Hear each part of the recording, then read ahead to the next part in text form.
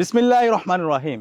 কুল ইন্না সলাতি ওয়া নুসুকি ওয়া মাহইয়ায়া ওয়া মামাতি লিল্লাহি রাব্বিল আলামিন। হে নবী, আপনি বলুন, নিশ্চয় আমার নামাজ, আমার কুরবানি, আমার জীবন, আমার মৃত্যু সবকিছু আল্লাহ রাব্বুল আলামিনের জন্য।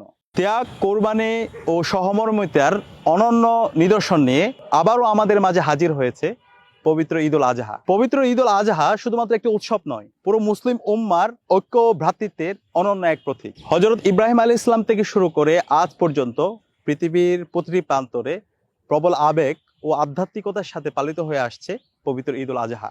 ফ্যাসিবাদ মুক্ত বাংলাদেশের প্রথম ঈদুল আজহায় আমাদের প্রত্যাশা থাকবে সৌহার্দ্য ও সম্প্রীতির ভিত্তিতে একটি বাংলাদেশ বিনির্মাণ করা।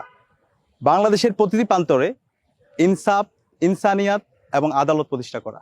জুলাইয়ের স্মৃতিকে ধারণ করে ঈদের আনন্দ সবার মাঝে ছড়িয়ে দেওয়ার জন্য বাংলাদেশ ইসলামী ছাত্র শিবির সারা দেশের সকল পাবলিক বিশ্ববিদ্যালয়, মহানগর এবং জেলায় অনন্য উদ্যোগ হাতে নিয়েছে।